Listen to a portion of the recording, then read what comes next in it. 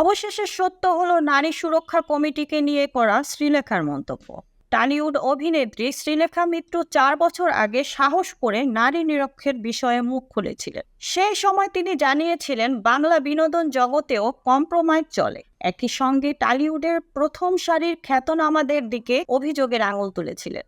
মঙ্গলবার Tele Academy IMPA Artist Forum ফেডারেশনের সভাপতির উদ্দেশ্যে বিনোদন জগতের সর্বস্তরের নারী খ্যাতনামাদের স্বাক্ষর সম্বলিত চিঠিতে নারী সুরক্ষা কমিটির কথা উঠতেই ফের সরব শ্রীলেখা। আনন্দবাজার অনলাইনের এক সাক্ষাৎকারে টলিউড অভিনেত্রী শ্রীলেখা মিত্র 4 বছর আগে সাহস করে নারী নিগ্রহের বিষয়ে মুখ খুলেছিলেন। সেই সময় তিনি জানিয়েছিলেন বাংলা বিনোদন জগতেও কম্প্রোমাইজ চলে। তখন কেউ সে কথা কর্ণপাত করেননি, বরং তাকে মিথ্যাবাদী বলে অবহিত করা হয়। শ্রীলেখা বলেন, যা বলতে চেয়েছি সেটাই সামাজিক মাধ্যমে শেয়ার করে নিয়েছি। আপাতত বিষয়টি নিয়ে আলাদা কিছু বলার নেই। তিনি বলেন তার কথাই সত্য হলো, অথচ এর আগে যখন বলেছিলাম তখন আমি মিথ্যাবাদী। সেই সময় কেউ তাকে বিশ্বাস করেননি, উল্টো মিথ্যাবাদীর তকমা দেওয়া হয়েছিল তাকে। গত 9 আগস্ট থেকে আরজি করকাণ্ডে উত্তাল গোটা দেশ। তরুণী চিকিৎসকের নির্যাতন, মৃত্যু, নারী সুরক্ষা নিয়ে নতুন করে ভাবতে বাধ্য করছে সবাইকে। মালায়ালাম ছবির দুনিয়া থেকে বলিউড হয়ে টলিউড, বিনোদন জগতের আলাদা হলেও সমস্যা এক।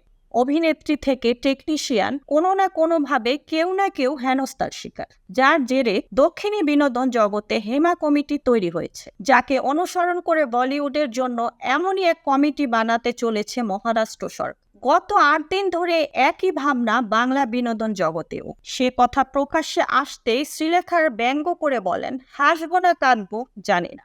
অবশেষে এখানেও উইমেন্স ফোরাম তৈরি হচ্ছে, অথচ এসবের বিরুদ্ধে সবার প্রথমে যে মুখ খুলেছিল তার নাম নেই। অভিনেত্রীদের স্বাক্ষর তালিকায় তাকে যে রাখা হয়নি সে কথাই জানিয়েছেন তিনি। বিস্ফোরক শ্রীলেখা মিত্র অতীত মনে করিয়ে দিয়ে লিখেছেন, সবাই বলেছিলেন আমি নাকি ভিকটিম কার্ড খেলছি, আমার যোগ্যতা নেই, আমার খামতির জন্যই কাজে নেওয়া হয় না। যারা এসব কথা বলেছিলেন আজ তারাই একজোট। এবার শ্রীলেখা পাল্টা এই প্রচেষ্টাকে নাটক আখ্যা দিয়েছেন। Mukta Parvez, desk report, BE news, Dhaka.